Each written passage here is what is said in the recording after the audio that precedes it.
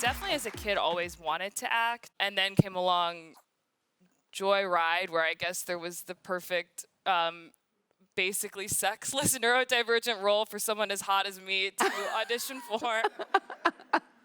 And then I got that role, and yep, I'm gay and Asian, and that's how I ended up at a DEI summit. See, that's what I love. You see, when you are from an underrepresented group, you get your identity shoved down your face, and you also get some gigs.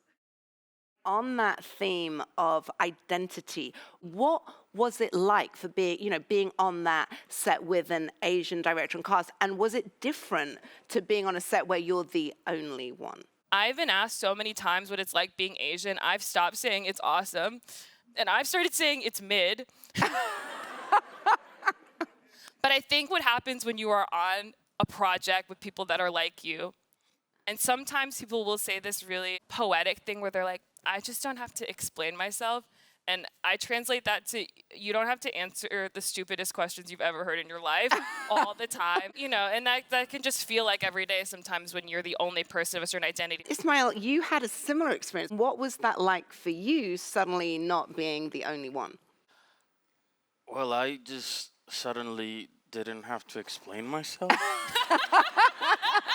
And you don't understand how much of a strain that is, to consistently have to do these things that we call code switching, and also even like the way you walk and talk, and then suddenly you're in a cast that everybody's kind of like you, and you can just exist, on Lord of the Rings. The backlash was so tough. They're like, if he's not an orc, what is he doing there? Or just because you are a man of color who's been cast as an elf, and people have got an idea in their heads. It's like, there's no... Well, it's just obviously he's an orc. And that's the whole freaking point. Surprise. I think this point about being in a majority group, and I am in a majority group for lots of different things where I just take things for granted. A lot of majority groups just take for granted that they don't have to do all the identity shit just before you even turn up to do your work. Absolutely, because I'm exhausted. Now I need to be, like what you said, that I told you, like a bulletproof elf, I have to be the elfiest elf that ever elfed. Like, by the time that I arrive on set, I'm no longer an actor or an artist or a person even. By the time you get to work, you are just trying to survive. What you've actually described is this thing called stereotype threat.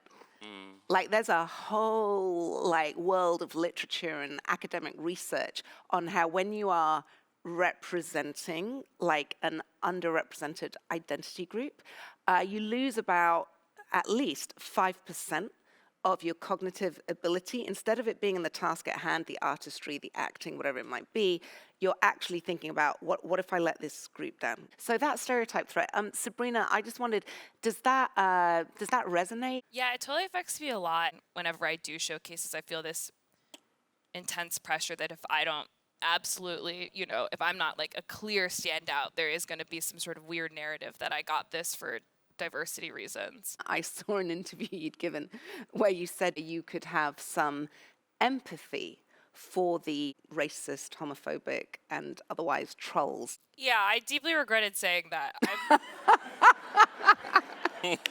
I would never want anyone who is of a marginalized identity to think that they need to do more emotional work. I was just realizing, this is a really lonely, suffering person. It's less about you, their comments, and more reflection on them. I identify as a Black Latino man, but I am light-skinned, and I am a cisgender man. So I have those set of privileges that in a certain room, I know that I can lend to fellow cast members. That lending of privilege, I think, allyship should be just check in with what you got and how you can use it. That does deserve a round of applause, but you're not going to get it now. You get it in a second. Sabrina, last word to you.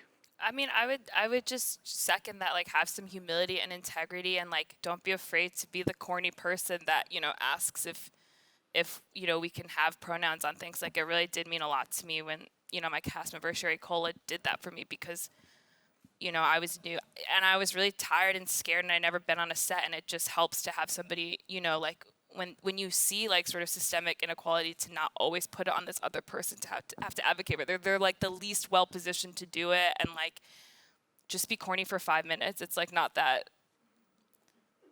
Am I hurting the cause?